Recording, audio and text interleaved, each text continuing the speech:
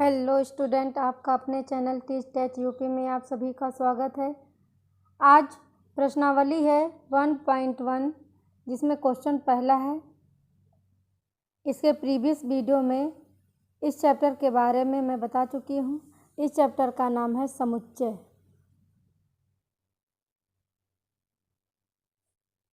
English में इसे set भी कहते हैं। तो चले आइए देखते हैं क्वेश्चन नंबर 1 दिया है, निम्नलिखित में कौन से समुच्चय हैं? अपने उत्तर का औचित्य बताइए। इसमें क्या बताना बेटा? इसमें जो है समुच्चय केवल बताना है। इसमें जो है कौन सा समुच्चय, कौन सा समुच्चय नहीं है, और जब नहीं है तो क्यों नहीं है तो क्यों है। ठीक है, तो चलिए आइए देखते हैं कोई जो है फर्स्ट पार्ट। तो पहला दिया है बेटा, जे अक्षर से प्रारंभ होने वाले वर्ष के सभी महीनों का संग्रह। अब 12 महीनों में कौन से जो है अक्षर हैं जो जे से स्टार्ट होते हैं?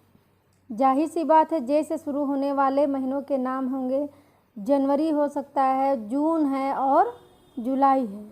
तो आप लिख देंगे फर्स्ट में आंसर ये लिखेंगे कि जे से शुरू होने वाले महीनों के नाम, जे से शुरू होने वाले, तो कहेंगे जे से शुरू होने वाले महीनों के नाम हैं जनवरी, जून, जुलाई।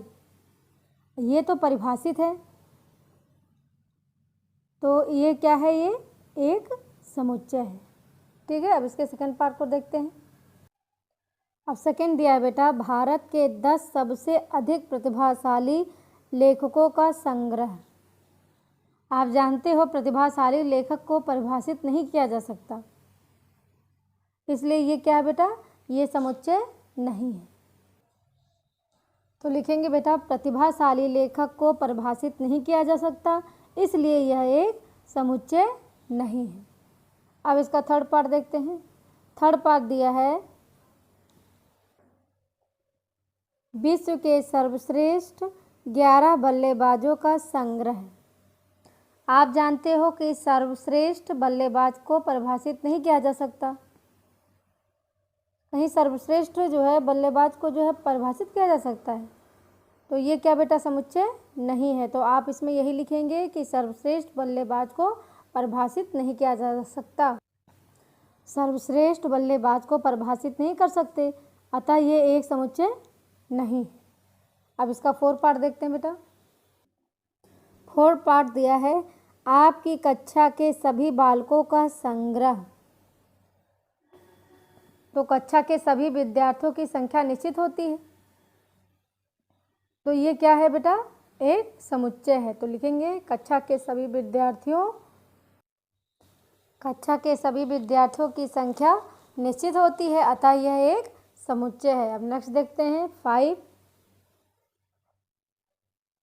5 दिया है बेटा, 100 से कम सभी प्राकृत संख्याओं का संग्रह।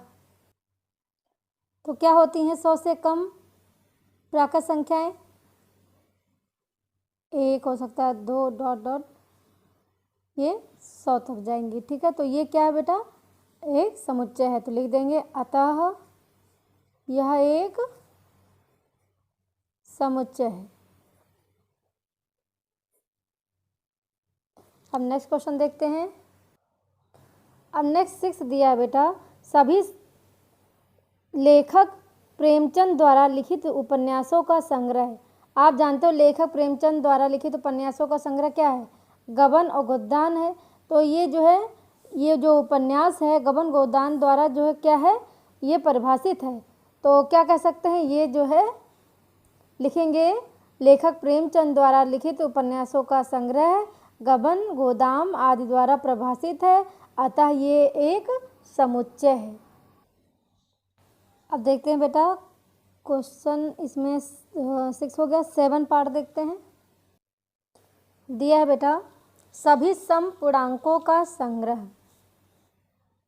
तो समपूर्णांक क्या लिख सकते हो? समपूर्णांक आपके हो सकते हैं -6 हो सकता है, -4 है, ये सब सम है ना।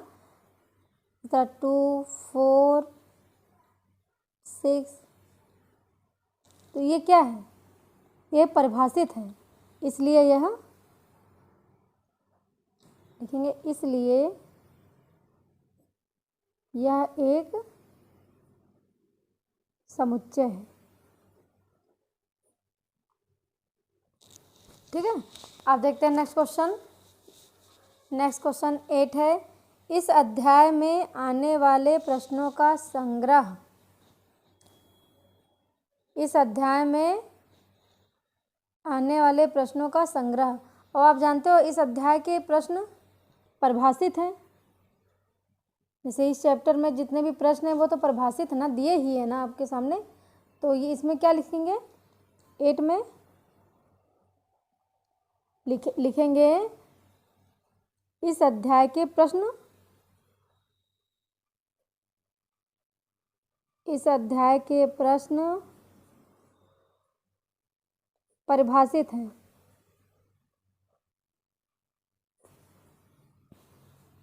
अतः यह एक समुच्चय है।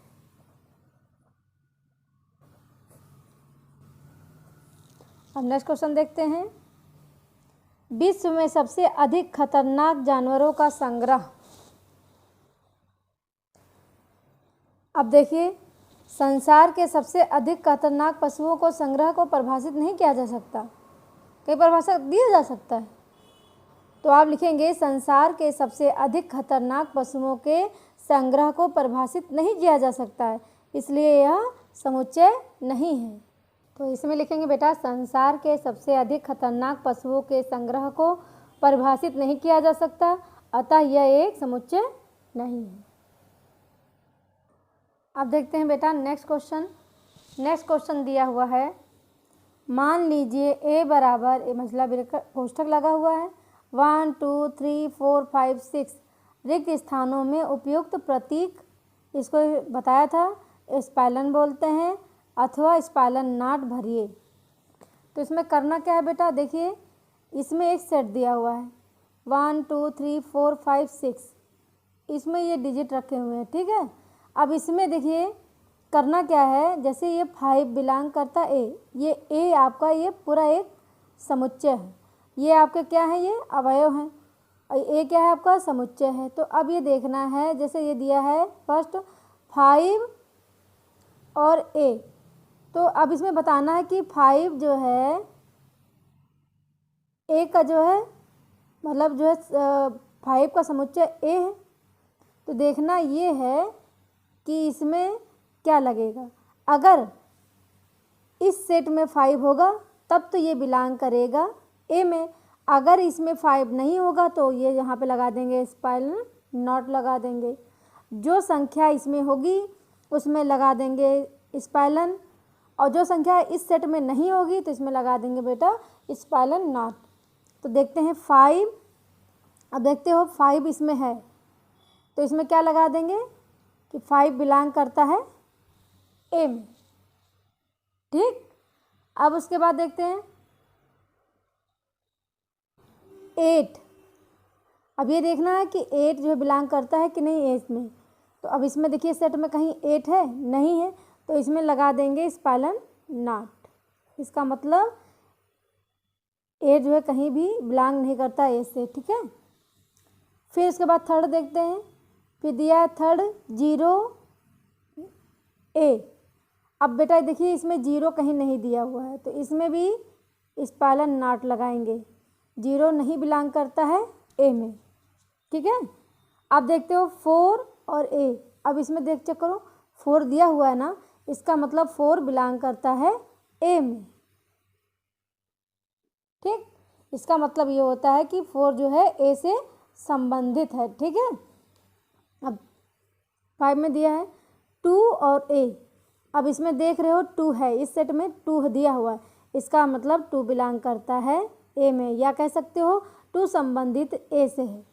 ठीक है, अब 6 में दिया है 10 और ए दिया हुआ है, अब देख रहे हो कि 10 इस सेट में कहीं 10 दिया नहीं है, तो इसमें लगाएंगे स्पैलन नॉट, इसका मतलब ये होता है कि 10 जो है ए से संबंधित नहीं है।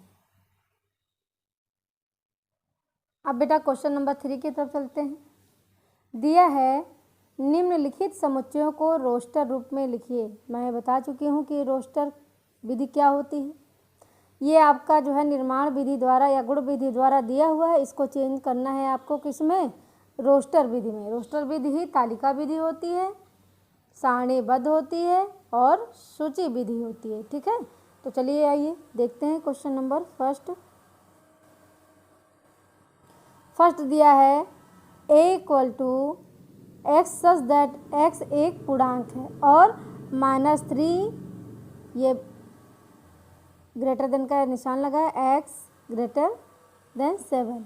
तो अब इसमें ये इसका मतलब क्या हुआ कि -3 और 7 के बीच में संख्याएं हैं। एक पूर्णांक संख्या है -3 और 7 के बीच में, तो इसको हमको जो है रोस्टर रूप में लिखना है। तो चलिए देखते हैं कैसे लिखेंगे। तो हम लिखेंगे इसमें a इक्वल टू, अब आप जानते हो रोस्टर विधि में क्या होता है, आप मझला कोष्ठक लगाएंगे। ठीक, अब -3 के अंदर जितने भी सम जो है एक पूर्णांक है, -3 के अंदर क्या हो सकता है, -2 और कामा जरूर लगाएंगे, -2 -1 0 फिर 1 2 3 4 5 और 6। ठीक है, तो ये 7 के बीच में आ जाएंगे, -1 इतना। तो ये आपके हो गए निर्माण विधि। ठीक है, मतलब ये जो है निर्माण विधि दिया है, ये आपका हो गया रोस्टर विधि। ठीक, अब बी देखते हैं। सेकंड दिया है b equal to x such that x संख्या 6 से कम एक प्राकृत संख्या है। अब देखें इसको क्या लिख सकते हो बेटा, b इक्वल टू मझला ब्रेक कोष्ठक लगाएंगे, दिया है x सच दैट x संख्या 6 से कम एक प्राकृत संख्या है। 6 से कम प्राकृत संख्या क्या होगी, 1 2 3 4 5 होगी, तो वही लिख लेते हैं 1 2 3 4 5। ये आपके क्या हो गए, ये आपका जो है प्राकृत संख्या हो गया। ये आपके रोस्टर विधि लिखने का एक तरीका है। अब देखते हैं बेटा थर्ड, इसका थर्ड दिया है बेटा c इक्वल टू, दिया है c equal to x such that x 2 अंकों की ऐसी प्राकृतिक संख्या है जिसके अंकों का योगफल कितना बेटा दिया है, 8 दिया है। मतलब 2 अंकों की ऐसी प्राकृत संख्या है जिसके अंकों का योग, जो अंक दिए हैं बेटा तो उसको दोनों को अगर योग करते हैं तो 8 आना चाहिए। तो चलिए देखते क्या लिखेंगे, c इक्वल टू, देखिए किसका किसका 8 आ सकता है, 17 का आ सकता है, 26 का आ सकता है, 35 का आ सकता है, 44 का आ सकता है, 53 का आ सकता है और 62 का आ सकता है, 71 का भी आ सकता है। देखिए 7 1 8 6 2 8 जितने भी संख्या लिख रहे हैं उनका योग 8 होगा। ठीक है, और उसके बाद 80, ये उसको एक मझले ब्रैकेट में लिख देंगे। ये आपका रोस्टर विधि हो गया। ठीक है, अब नेक्स्ट देखते हैं। नेक्स्ट है इसका 4 पार्ट दिया हुआ है, d equal to x such that x एक अभाज्य संख्या है जो 60 की भाजक है, जो 60 की भाजक है। तो देखिए इसको कैसे लिखेंगे,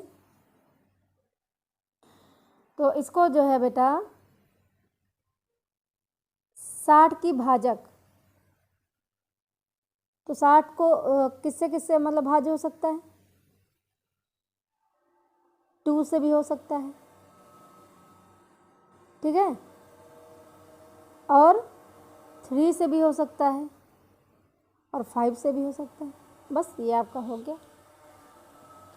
अब 5 देखते हैं। 5 दिया है e इक्वल टू ट्रिग्नोमेट्री शब्द के सभी अक्षरों का समुच्चय। एक बात और जान लीजिए, आप जानते हो कि रोस्टर विधि में संख्या में जो ये संख्या लिखी जाती है वो रिपीट नहीं होती है, लेकिन ट्रिग्नोमेट्री में आपका देखिए r रिपीट हो रहा है, r रिपीट हो रहा है ना, तो जो संख्याएं रिपीट होंगी वो नहीं लिखेंगे, बाकी सब लिख देंगे। तो लिखेंगे टी आर, और जैसे आर रिपीट हो रहा है टिग्नामेंट्री, तो आर को एक बार लिखेंगे। I G O N M E Y, trigonometry. O भी रिपीट हो रहा था तो ओ भी नहीं, ये जो है ओ एक बार लिखा है, दोबारा नहीं लिखा। तो ये आपका हो गया बेटा रोस्टर विधि। ठीक है, अब 6 देखते हैं। 6 दिया है F इक्वल टू बेटर शब्द के सभी अक्षरों का समुच्चय बनाना है। अब बेटर में देखते हो बेटा 2 बार बेटर BETTER आता है, तो बेटर में आपका ई रिपीट होगा, टी रिपीट होगा, तो इसको एक बार लिखेंगे। एक बार लिखेंगे BETTER।